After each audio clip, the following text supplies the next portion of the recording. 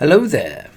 Today we got the Bad Batch Season 1 Episode 9. We're going to compare that to some of the Star Wars movies. This episode's called Bounty Lost, unfortunately, because that kind of ruins the surprise at the end.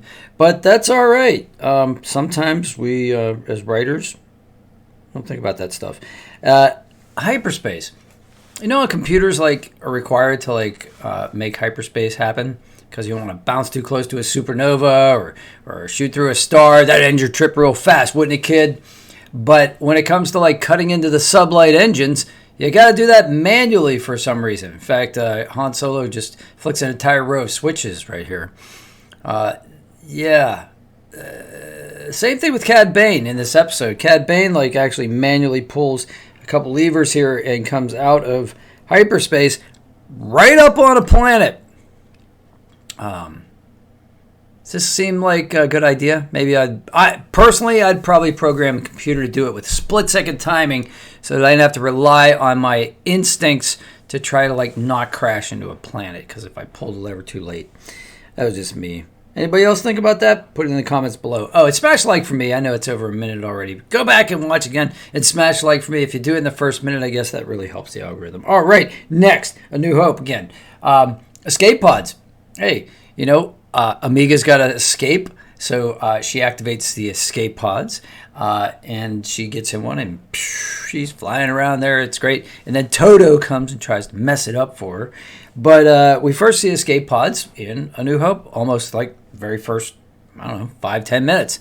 And that's how the robots escape. Our heroes, R2 and 3PO. In fact, there's an Imperial officer who says, "Hold your fire. There are no life forms aboard. Don't waste that precious laser blast shot. Each one of those costs so much money." But that would have ended our trip real quick, wouldn't it? It would have ended the entire Star Wars series if they had done that, because they've blown up the whole premise of the Death Star plans and everything else, and our heroes wouldn't have escaped. But anyway, escape pods are just for that. They're for escaping. And we have that beautiful matte painting of the escape pod that twirls around a little bit as it's falling in Tatooine, made by the wonderful Ralph McQuarrie, the legend, the myth. Well, no, he's not a myth. He's a legend. All right. Next, we got a thermal detonator, because why not? We love explosives. We like explosions. And thermal detonators are awesome. Fennec Shand uses one to outsmart Cad Bane and incapacitate him for a little bit. And we first see those in Return of the Jedi, when Leia uses one as a negotiating tactic for the price of Chewbacca with Jabba, to which Jabba, everybody else runs away, and Jabba says, "Ho, ho, ho, ho, I like your kind of scum," or something of that nature. Alrighty. So, and 3PO gets batted away for saying 50,000, no less, which is always a fun little scene, because I don't know why, but everybody hates... Watch my other video, and we'll talk about 3PO. I'll put the link below. All right, well, that's pretty much what I got for the Star Wars movies, except Star Wars franchise, The Mandalorian, because at one point, Cad Bane is fighting against Fennec, and he gets really mad, and he starts using his wrist flamethrowers. And we see those for the first time in The Mandalorian, Season 1, Episode 1, when Mandalorian gets attacked suddenly by a blurg. Tries to, chew his arm off. And he tries to use his flamethrowers to fend off the animal, because, most animals are afraid of flames. Seemed like a good tactic. Didn't matter in this case. He had to be rescued with a poison dart. Or a tranquilizer dart, I should say.